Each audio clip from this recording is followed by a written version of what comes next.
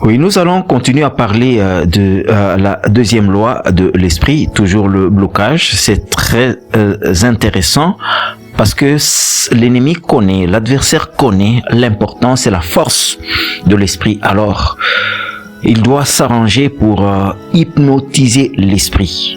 Autrement dit, il doit bloquer l'esprit. Nous savons que l'esprit ne peut pas s'exprimer si l'âme n'est pas là et l'âme ne peut pas s'exprimer si le corps n'est pas là. L'adversaire connaît, il maîtrise bien ses champs d'action. Et c'est comme ça qu'il s'arrange. Il organise des assauts destructeurs pour hypnotiser l'influence de l'esprit afin de mater les enfants de Dieu. C'est toujours ça qu'il fait. Alors, quand nous lisons 2 Rois, chapitre 7 au verset 6, nous voyons que l'officier du roi parlait à Élisée. Il lui disait, mais même si les fenêtres des cieux s'ouvraient, pareille chose ne va pas se produire. En fait, ici, Élisée était en train de dire que demain, à pareille heure, il y aura assez de nourriture. Il y aura assez de nourriture. Cette famine va disparaître, cette crise va disparaître. Et pour l'officier du roi, c'était impossible, c'était impraticable. Mais regardons ce qui va se passer. Ce dernier s'appuyait sur l'esprit. Quand l'esprit commence à agir, quand l'esprit commence à opérer, l'esprit n'a pas besoin de quoi que ce soit.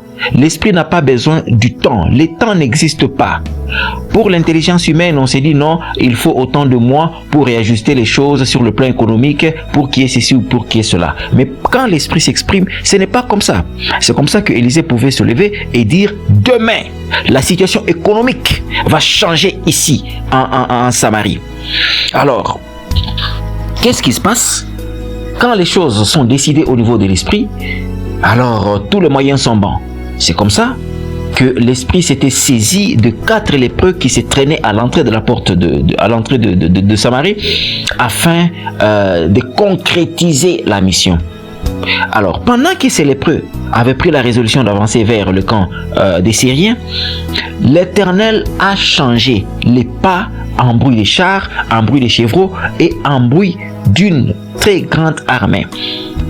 Bruit des chars, bruit des chevaux, bruit d'une très grande armée.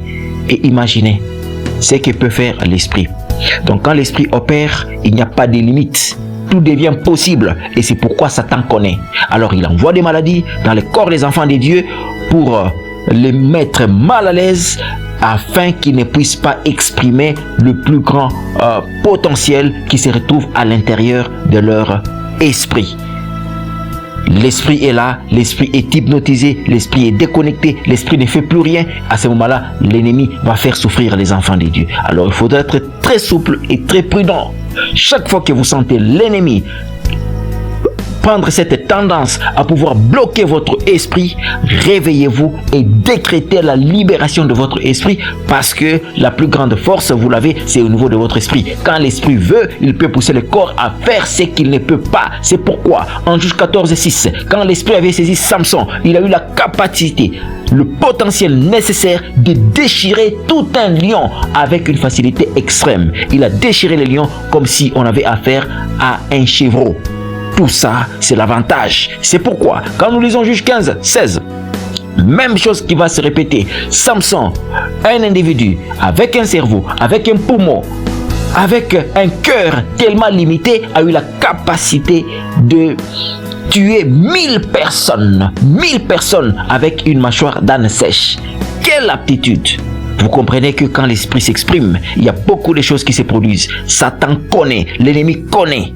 L'adversaire connaît et il sait que non, quand l'esprit commence à s'exprimer, tout devient possible, tout devient facile, tout devient simple. C'est pourquoi quand Jésus pouvait dire en Matthieu 17 au verset 20, quand il disait que si vous décrétez, si vous avez de la foi et que vous décrétez sur cette montagne, ôte-toi, la chose va s'accomplir. Il savait que rien ne peut résister quand l'esprit est debout, quand l'esprit est actif, quand l'esprit est conscient.